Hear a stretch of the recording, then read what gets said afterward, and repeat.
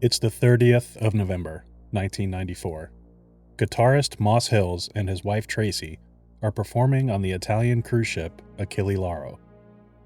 It had been a pleasant evening, as passengers enjoyed the music, dining, and dancing. The ship was on its way to South Africa from Genoa and was off the coast of Somalia. Around midnight, several passengers reported smelling smoke. Moss and Tracy stopped playing, and Moss went up the stairs where a crew member confirmed there was in fact a fire on board. What followed would be an almost near repeat of 3 years prior when Moss and Tracy were on board the MTS Oceanos, when it suddenly flooded and sank in rough seas off the coast of South Africa. Moss, Tracy, and many other entertainers took the lead in rescuing all the passengers off the Oceanos. Moss directed passengers to safety and retrieved life jackets, while Tracy operated the elevator lift. Other entertainers made it to the radio to issue distress calls, while Moss lowered the lifeboats and assisted passengers. The efforts of Moss and Tracy Hills, as well as many other staff, saved the lives of 581 passengers and crew aboard the Oceanos. They were true heroes in every sense, yet fate had them aboard another sinking ship. The Achille Lauro, today, on Shipwrecks and Sea Dogs.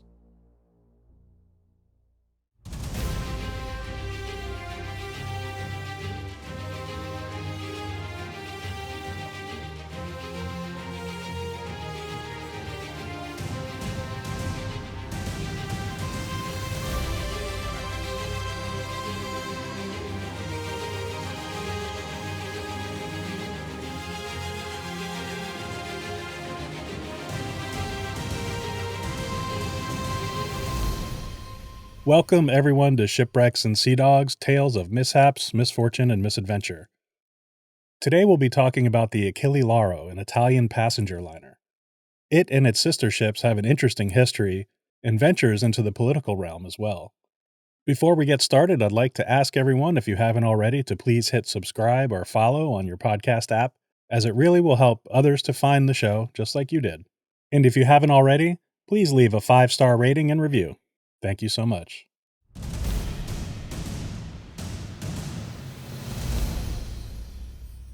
The Dutch shipping company Rotterdamse Lloyd commissioned a new luxury passenger liner in 1938 to help replenish its aging ships. This ship, which would eventually become the Achille Lauro, had her keel laid in 1939 and was assigned hull number 214 at De Schelde shipyard in Vlissingen, Netherlands. The ship was originally to be named the Arjuno after a volcano on the island of Java, and added to the fleet's Rotterdam to Batavia route. But the outbreak of World War II in 1939 put a stop to those plans, and the unfinished ship remained in dry dock for the entirety of the war. During the years of German occupation, the Nazis considered making her into an aircraft carrier, but Dutch resistance continually interfered with German plans. Though much of Vlissingen suffered great damage, the ship miraculously remained intact, and work on the ship resumed after the war in Europe ended.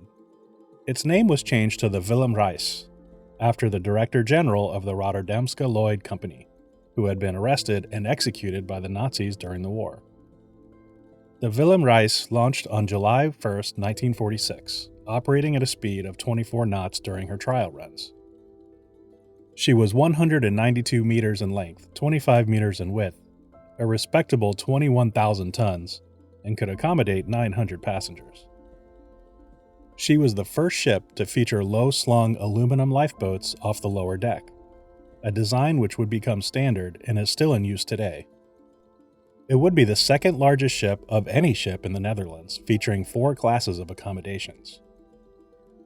The Willem Reis made her maiden voyage on December 5, 1947, under the now-styled Royal Rotterdamse Lloyd Line, to honor the company's service during the war. She quickly became a regular sight on the East Indies route, but passenger trips to Jakarta dwindled due to several years of revolution and conflict in Indonesia following World War II. The nation of Indonesia officially gained independence from the Netherlands in 1949, causing further reduction in travel. On its voyages, the Willem Reis frequently crossed paths with its sister ship, the Oranje, a ship belonging to its competitor, the Netherlands Line. On January 5, 1953, the Willem Reis experienced its first of many mishaps as it approached the Oranje, going the opposite direction in the Red Sea. It was common at the time for passenger ships to pass close enough so passengers could wave at each other and celebrate with those aboard the other ship. On this day, however, the Oranje approached at an unusually high speed, while taking maneuvers to avoid a nearby tanker. The Willem Reis, uncertain of the Oranje's intentions, turned suddenly and hard to port, and collided with the Oranje. The Oranje's bow was very badly damaged, and one of its storerooms caught fire. The fire was quickly put out, but the Oranje had to skip its port of calls and went straight to Jakarta, requiring extensive repairs. The Willem Reis spent 6 days at Port Said in Egypt for repairs before heading to Rotterdam for additional repairs. No loss of life resulted from the accident, but later investigations determined that the collision was caused by miscommunication between the ships, and the captain of the Oranje was charged with having acted, quote, contrary to good seamanship, resulting in a 1-week suspension.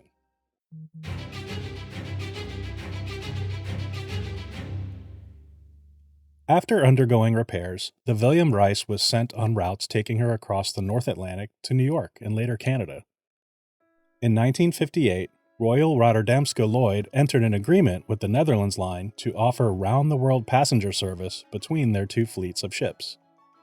The Willem Reis would be remodeled with more cabins, air conditioning, and its 4-class accommodations were changed to just first class and tourist class, and receive modern upgrades, additional deck space, and a second pool. She began making regular journeys to the Mediterranean, Suez Canal, Australia, New Zealand, and the Panama Canal. But the increase in popularity of commercial air travel caused further reduction in people traveling on passenger liners. As a result, the Willem Reis was laid up in Rotterdam and later put up for sale. In 1965, the Willem Reis and the Oranje were purchased by the Italian Flotto Lauro Line and renamed the Achille Lauro and Angelina Lauro, respectively. Both ships received extensive remodeling and modern upgrades in Palermo at the Cantieri Navali Riuniti shipyard. Their hulls were painted a striking blue, and the smokestacks, or funnels, were heightened and also painted blue and adorned with stylish twin fins with the line's White Star logo. The vintage features, such as the forward and aft masts, were removed. On August 29, 1965, while being upgraded, a terrible explosion ripped through the Achille Lauro, causing a fire on board and significant damage. Just a few days earlier, its sister ship, the Angelina Lauro, also caught fire while in the same port. This was perhaps a coincidence, but it does leave us with some questions as to how both of these ships could catch fire while in port, receiving upgrades. Further repairs were required and delayed the ship's relaunch until April 13, 1966. But the Achille Lauro and Angelina Lauro had been transformed by prominent Italian designers into modern, sleek, and beautiful passenger liners.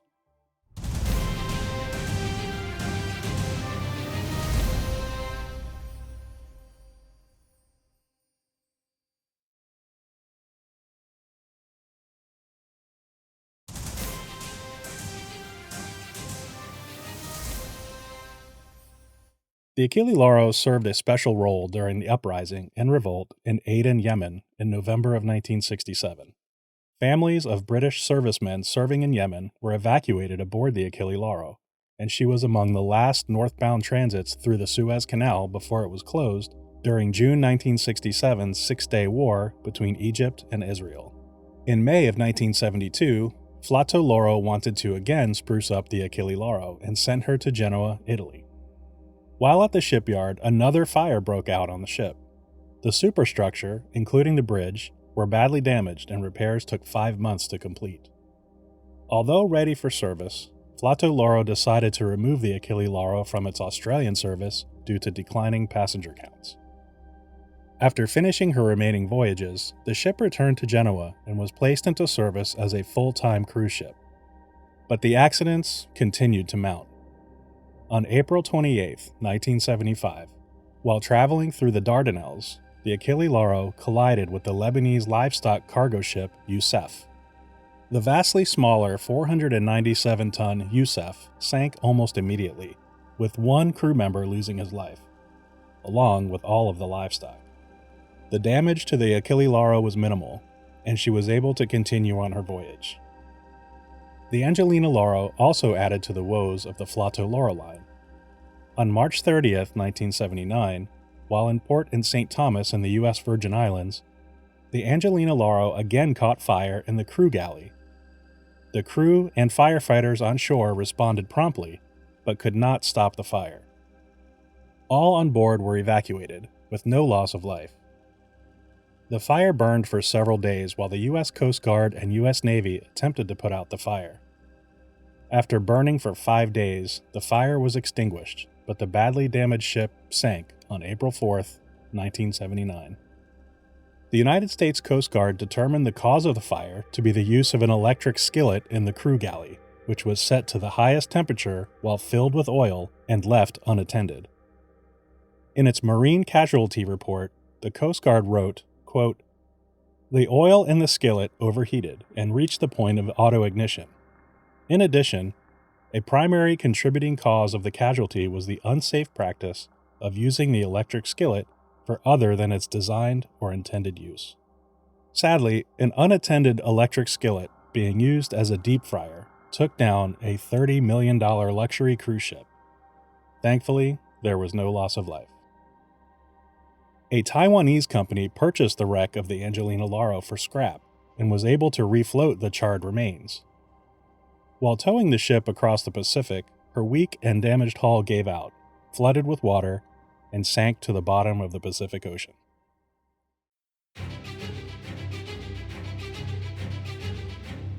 By 1981, the Achille Lauro was operating cruises out of South Africa. In November of that year, during one of her regular trips, yet another fire broke out, this time in the bar area. The fire was extinguished quickly, but during the evacuation, 2 passengers sadly lost their lives. One woman panicked, jumped overboard, and drowned, and her husband tragically died of a heart attack after learning of his wife's death. Once again, the ship would temporarily be out of service while repairs were made. After repairs were completed, the ship headed for Genoa from South Africa, stopping in Tenerife in the Canary Islands along the way on January 23, 1982. While in port, the ship was detained by authorities for failure of the Flotto Lauro Line to pay its port duties. The Achille Lauro remained laid up in Tenerife for a full year until finally the Italian government intervened and was able to get the ship released on January 22, 1983. She returned to Genoa on January 28th and was again laid up for a time. All of these calamities, combined with decreasing cruise passengers, was too much for the storied cruise line. But that would not be the end of the tale for the Achille Lauro, at least not yet. The Greek shipping giant Chandris Lines purchased the ship and put her into service on March 5, 1985, operating out of Genoa. But more controversy would soon find the Achille Lauro. She departed Genoa on October 3, 1985 for an 11-day cruise of the Mediterranean, with 755 passengers. Included among the passengers were 69-year-old Leon Klinghofer and his wife, 58-year-old Marilyn Klinghofer, who chose to celebrate their 36th wedding anniversary aboard the beautiful cruise ship. Leon Klinghofer was confined to a wheelchair, being partially paralyzed from 2 previous strokes. His wife Marilyn was also in poor health, having just recently recovered from colon cancer. The American couple were excited to relax and enjoy their vacation on the open seas. They and the other passengers were certainly not expecting what was coming next. On October 7th, the ship reached its port in Alexandria, and most of the passengers disembarked into the city for shopping, dining, and an excursion into Cairo. Only 97 passengers remained on board the ship, including Leon and Marilyn Klinghofer. Captain Gerardo de Rosa then raised anchor and ordered the ship to proceed to Port Said, north of the Suez Canal, off the coast of Egypt. It was here he would pick up the passengers who had disembarked for the day. However, as the ship cruised toward Port Said from Alexandria, 4 Palestinian men operating under the Palestinian Liberation Front seized control of the ship by bursting into the dining room and firing their rifles. The terrified passengers had no choice but to comply with their instructions. Passengers recalled seeing these men together earlier during the cruise, staying to themselves and not speaking to anybody. When one passenger asked where they were from, they replied, Argentina, and another time they claimed to be from Norway.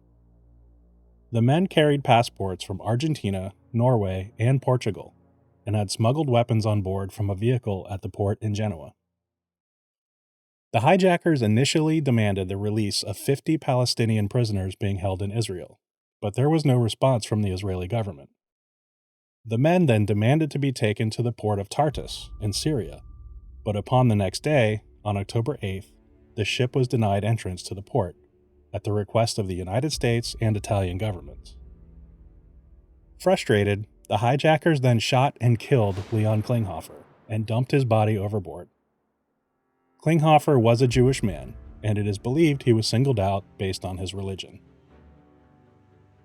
The hijackers ordered the ship's crew to Cyprus, where they were again denied entry, and eventually back to Port Said in Egypt. On October 9th, the hijackers negotiated with the Egyptian government, and in exchange for releasing the hostages on board, the men were allowed free passage through Egypt and immunity from prosecution. This would end the involvement of the Achille Lauro's tumultuous voyage, but it would not be the end of the controversy. The hijackers made plans to board an Egyptair Boeing 737 out of Cairo, and U.S. agents uncovered this information. President Ronald Reagan ordered U.S. fighter jets to intercept the flight, and on October 10th, the plane was surrounded and forced to land at the NATO air base in Sigonella, Sicily. After landing in Sigonella, United States forces surrounded the Boeing aircraft, but Italian police and military then surrounded the U.S. forces in far greater numbers. The Italians claimed territorial rights and wanted control of the situation. A tense standoff ensued, with both sides heavily armed. After 5 hours of negotiations, the U.S. forces backed down, and the Italian military took control of the aircraft. The hijackers were arrested and sent to Rome, but the suspected leader of the hijackers, Mohammed Zaidan, who had been directing the 4 hijackers by radio, was allowed to leave for Yugoslavia. The 4 hijackers and other accomplices were all tried in Italy and received sentences between 15 and 30 years. Zaidan later was captured in Iraq during the Second Gulf War and died while in custody in 2004.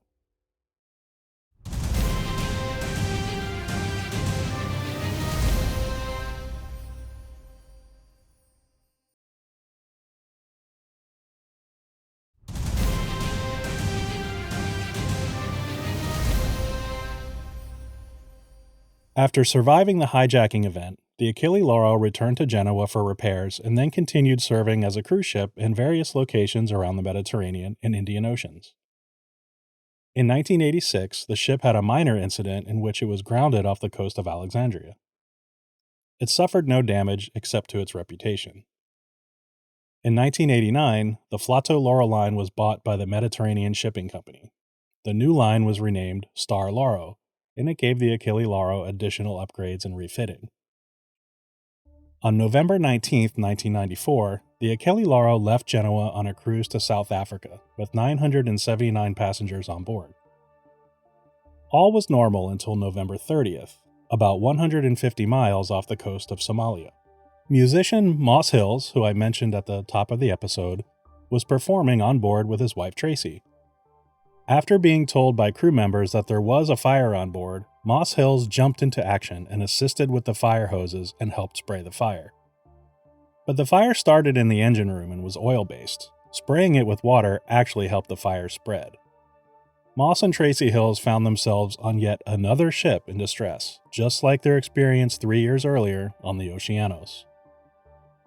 Captain Giuseppe Orsi ordered everyone on board to put on life jackets and relocate to safe areas on the top deck. He asked everyone to prepare to evacuate the ship in case the fire worsened. Passengers remained calm and congregated in generally good spirits, probably thinking the problem would be corrected soon. The power on board the ship had gone out, and the Achille Lauro was now adrift, unable to be steered. Right away there was smoke everywhere and the light dimmed, said South African passenger Peter Ladigan. I ran through the corridors to find my wife, and it kept getting darker and darker. Doors were slamming everywhere. Probably fireproof doors closing the ship into sections, he said. That was awfully frightening. The ship's fire extinguishing system was damaged early on and was non-functional. At 2 a.m., Captain Orsi gave the alarm for a serious fire, 2 short whistle blasts. All through the night and early morning, the crew and even passengers attempted to put out the fire, forming an assembly line with buckets of pool water. This proved to be entirely ineffective. Because of the dark of night and lack of power, no attempts were made to lower the lifeboats. By sunrise, the ship was noticeably listing and passengers started to become frightened. The reality of having to abandon the ship was sinking in. It became clear that the crew would not be able to put out the fire. By this time, guests were not permitted back inside or to their cabins. When a passenger mentioned to Moss Hills that he needed to get his medication from his cabin, Hills volunteered to make the attempt. He wrapped a wet towel around his head and ventured inside. Hills went through a fire screen door and instantly began choking from the smoke. He simply could not get through the smoke-filled passageways, but found the door now locked behind him, and he was trapped. Having excellent knowledge of the ship, he knew there was a bar that served the pool area. He smartly made it out by crawling through the bar area to exit back out on the deck. Despite his brave attempt, he was not able to retrieve the passenger's medication. Moss and Tracy continued to assist passengers throughout this ordeal. The Achille Lauro had adequate lifeboats for all passengers, and Captain Orsi ordered the passengers to begin evacuating the ship around 6 a.m. Throughout the day and into the night, lifeboats were prepared and lowered as the passengers evacuated. The ship was listing badly, as much as 40 degrees to the port side, and caused the safety nets leading to the lifeboats to hang straight down from the ship, making it difficult for older or infirm passengers to climb down, resulting in some injuries. It took the majority of the day to get all passengers into the lifeboats. An SOS distress signal from the Achille Lauro was received at 11:54 p.m., according to the Italian Transport Minister, and rescue operations were initiated 15 minutes later. But the ship continued to burn out of control, and smoke was consuming the ship. Captain Orsi and the remaining crew on the bridge were the last to leave the Achille Lauro, leaving the ship to its fate. The lifeboats drifted in calm waters in the night as the passengers watched the flaming ship in the distance. Passenger Paul Levine, a retired physicist, later reported that many of the lifeboats had dead batteries and needed to be towed. Levine was also critical of the crew's performance during the evacuation, saying they had trouble lowering the lifeboats, and similar to what occurred on the Oceanus, members of the orchestra had to step in to assist. Christopher Hills, a South African entertainer on board, described how the crew helped the passengers slide down the net and safely load the lifeboats. Quote, "All the paint was peeling off the wall, and we were struggling to get them in fast enough. And suddenly you could feel the heat right behind you. It was a very frightening moment." A Panamanian tanker, the Hawaiian King, was en route to Seychelles when it was contacted by Italian authorities who requested the tanker divert in order to assist with the rescue operations. The bulk of the Achille Lauro's passengers and crew were rescued by the Hawaiian King, but many other merchant vessels, including 2 cargo carriers, the Bardu and Treasure Island, also assisted with the rescue. Dimitrios Skapanakis, the captain of the Treasure Island, radioed, "The flames are licking halfway up the vessel and I believe it will sink in the next 12 hours. German Gerhard Zimke, 68 years old, died of a heart attack. It was Zimke who asked Moss Hills to retrieve his medication. 66-year-old Briton Edward Morris died when a lifeboat struck him in the head while being lowered. Evernentia Spiekerman, 74, of the Netherlands, died of an intestinal blockage aboard the rescue ship. 8 more people suffered injuries. Although the Achille Lauro passengers were now on board the tankers and other rescue ships, the cold night and rising sea swells were putting them in jeopardy on the exposed deck. 2 U.S. Navy ships, the USS Gettysburg and USS Halliburton, raced to the scene to take the survivors on board. 2 helicopters also dropped food, medicine, and supplies. The Achille Lauro burned for 2 more days, finally sinking on December 2, 1994. The $30 million liner was insured for $17.5 million. The wreck of the Achille Lauro lies very deep underwater and remains undiscovered at the bottom of the Indian Ocean. Initially, it was thought the fire was started by a discarded cigarette. However, a later investigation determined the fire was started by a crankcase in the engine room that exploded. The engine room was not being properly supervised, and the fire was not discovered until it was too late. Earlier, I mentioned the Achille Lauro's sister ship, Angelina Lauro, had also suffered onboard fires and sank in 1979. A third Dutch-built sister ship, Laconia, sank in 1963. The cause? A fire, which started in the hairdressing salon. That's going to do it for the Achille Lauro. Thank you so much for listening. Shipwrecks and Sea Dogs is written, recorded, and edited by me, Rich Napolitano. Original theme music is by Sean Siegfried, and you can follow him on his YouTube channel at Sean Secret. Don't forget to rate and review, 5 stars please, and tell your friends. Thank you so much. It's time to cut and run. See you next time.